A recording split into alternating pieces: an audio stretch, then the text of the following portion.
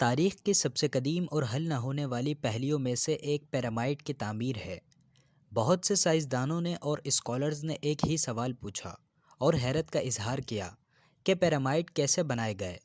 گیزا کے عظیم پیرامائڈ اور دیگر 100 سے زیادہ پیرامائڈ جو مصر میں ہیں، انسانی انجینئرنگ اور فن تعمیر کے عظیم ترین نمونے سمجھے جاتے ہیں۔ 4500 سال بعد بھی مضبوطی سے کھڑے ہیں۔ قدیم مصریوں سے ملنے والے کچھ صحیفے ہمیں یہ سمجھنے میں مدد کر سکتے ہیں کہ ایسے عظیم پیرامائڈ کی تعمیر کیسے ہوئی ہے۔ یہ بڑے بڑے بھاری پتھروں سے بنائے ہوئے پیرامائڈ ہمارے سیارے پر سب سے قدیم ترین انسانوں کے بنائے ہوئے ہیں۔ اب سوال یہ اٹھتا ہے کہ ان پیرامائڈ کو کیسے بنایا گیا جو 4500 سال بعد بھی مضبوطی سے کھڑے ہیں۔ مصر میں پیرامائڈ کی تعمیر کے عمل میں استعمال ہونے والی ٹیکنیکوں نے بے شمار سوالوں سے بہت سے مورخین اور سائنسدانوں کو حیران اور پریشان کر رکھا ہے۔ پیرامائڈ کی تعمیر کے حوالے سے بہت سے طریقے بتائے گئے۔ عام نظریہ اس عقیدے پر مبنی ہے کہ تانبے کی چھینیوں کا استعمال کرتے ہوئے بڑے بڑے پتھر تراشے گئے تھے، پھر ان پتھروں کو گھسیٹ کر اپنی جگہ میں رکھا گیا۔ اب اتنے بڑے بڑے بھاری پتھروں کو ایک جگہ سے دوسری جگہ رکھنا یہ کوئی معمولی بات نہیں ہے۔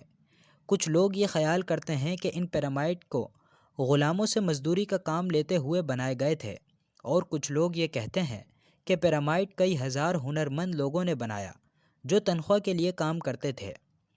اب ان پیرامائڈ کی تعمیر کے 3 اہم مراحل ہیں۔ سب سے پہلے ان پیرامائڈ کے بنانے کی جگہ کا انتخاب کرنا تھا۔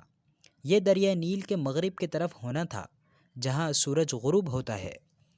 اس بات پر غور کرتے ہوئے کہ مصر میں رہنے والے لوگوں کا خیال تھا جہاں بھی سورج غروب ہوتا ہے وہیں مرنے کے بعد کی زندگی ہوتی ہے، ان کے بنانے میں ایک چیز کا خاص خیال رکھا گیا۔ وہ یہ ہے کہ یہ ان پیرامائڈ کو نہ تو دریائے نیل سے زیادہ دور بنایا گیا اور نہ ہی زیادہ قریب۔ وہ اس لیے کہ اگر دریائے نیل میں سیلاب واقع ہو تو اس کو کوئی نقصان نہ ہو، اور دور اس لیے نہیں بنایا کیونکہ ان پیرامائڈ کے بنانے کے لیے جو پتھر استعمال ہو رہا تھا وہ دریا کے دوسری جانب سے کشتیوں کی مدد سے لایا جاتا تھا، اور اس بات کا بھی خاص خیال رکھا گیا کہ جس جگہ پر اس کی تعمیر ہو وہ زمین ہر طرف سے برابر ہو، اور وہ زمین اتنی ٹھوس ہو جو اتنے بھاری بھاری پتھروں کا وزن بھی برداشت کرے۔ اور پیرامائڈ کی تعمیر کے لیے منتخب کی گئی جگہ پر پیرامائڈ کے متعلقہ بادشاہ کی رہائش گاہ کے فاصلے کی بنیاد پر بھی غور کیا گیا، کیونکہ بادشاہ کو اپنی تدفین کے کمرے کی ترقی کا باقاعدگی سے معائنہ کرنے کی ضرورت ہوگی۔ ان پیرامائڈ کی تعمیر کا دوسرا اہم مرحلہ جگہ کی تیاری کرنا تھا۔ پیرامائڈ کی تعمیر کا کوئی منصوبہ کبھی نہیں پایا گیا تھا، لیکن پیرامائڈ کی تعمیر کوئی بے ترتیبی کا معاملہ نہیں تھا، بلکہ ان پیرامائڈ کی پیمائش اعلیٰ درجے تک درست تھی۔